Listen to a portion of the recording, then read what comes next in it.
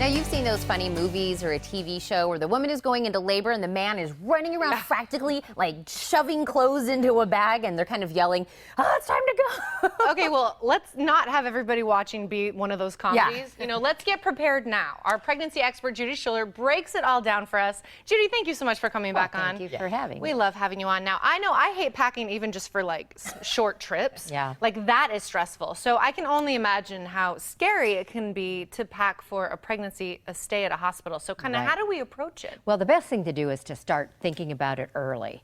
I didn't. My son came 3 weeks early and I didn't have anything packed. So maybe 3 to 4 weeks early, start thinking about what you want to take.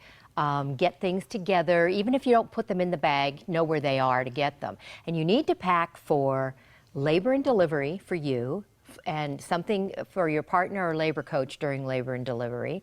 And you need to pack for things after the hospital, and you need to pack for baby to bring him or her home. So what are some of those things? Well, for labor and delivery, these are just kind of general things that everybody needs to kind of consider. The most important thing is get those pre-registration forms from the hospital and have them filled out. There's nothing worse than having to go to the hospital and have to fill out all these forms when you don't want to have to waste time. So the forms, make sure you have your insurance card at hand and your ID. Those are very important, and those might be things you want to put in the very last or a special pocket or something. And then take things like during labor, you get really, really, really dry. And oftentimes they won't let you drink. You know, they might let you suck on some chips or something, but, you know, breast spray or some Tic Tacs or some, you know, some of those strips that you can melt in your mouth, those are good. If you wear contacts, bring your glasses. You're not allowed to wear contacts during labor. And things to entertain you. Sometimes your labor is short, sometimes it's going to be longer. So bring books, magazines, your pad, your laptop, maybe a Game Boy. Well, that's an old term. Nintendo. Nintendo. Something with music. Yeah. An iPod, your phone. And the key here is remember your chargers. Oh, right. You do not want to be in the middle of something that's entertaining you and all of a sudden it goes down. Yeah. So those are things the general things that everybody should consider. Now, you mentioned it briefly. You said we should actually be thinking about stuff to pack for our partners or That's our right. labor coaches. So what are some of those items? Well, now these first few items are only if you're going to have a natural delivery. If you're going to walk in the door and say, "Give me an epidural," you don't really need these things. But you need to watch with a second hand.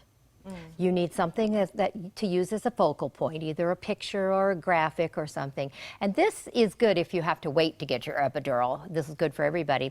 A clean paint roller or a clean tennis ball and either cornstarch or talc or something. And they use that to give you a back rub at the small of your back, because that can be a very painful area for some women during pregnancy and labor and delivery. So it helps relieve some of the pressure, and it feels good. They say people who get sinus massages are more relaxed during labor. Wait, so you said a clean paint roller or a tennis ball? Or a clean tennis ball. Okay. Yeah, don't use one that you've been hitting out and it's got gravel in it or something. But at that point, maybe you don't care. You're like, I don't care, use it anyway. Whatever.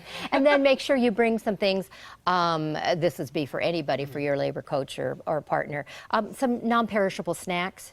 If you're going to bring fruit, don't pack that too early, but, you know, crackers or things like that. Bring money for the vending machines. Bring a list of telephone numbers if you don't have them on your phone. And just anything else that your partner might need, like magazines or something like that. So those are good things to think of, because you don't want to just pack for yourself. You want to make sure that this person is also taken care of. Yeah, and then you want to kind of also look ahead, right? Because you're packing for all the getting to the delivery, like you said, keep yourself entertained. But what about after the delivery? Well, after the baby's birth, you need to have like a gown, a nightgown, and slippers and robe. And that's because you want to walk around in the hall. If you're going to breastfeed, nursing bras. If you're not, just your pregnancy bra. But make sure, no matter what, that you bring nursing pads, because your breast will leak. Bring underwear.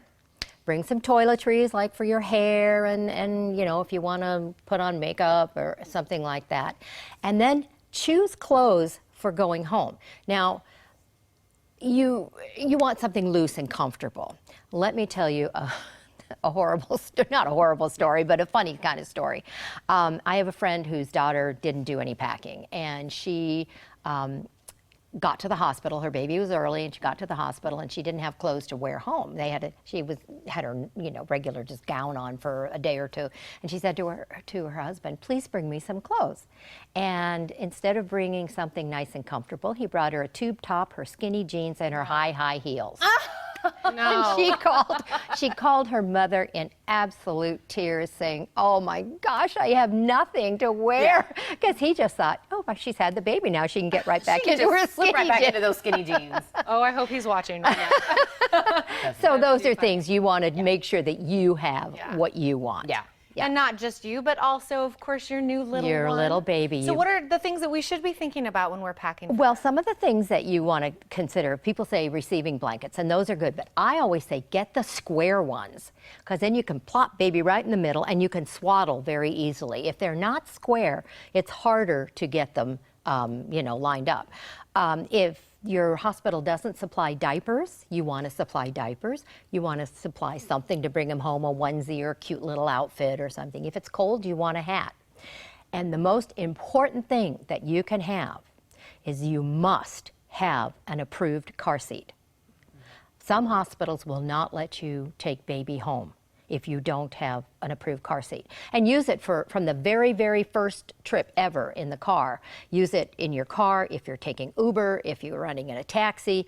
You need to have that, because this is a horrible statistics, and it just breaks my heart to have to tell this, but about 35 babies a year are killed in accidents going home from the hospital.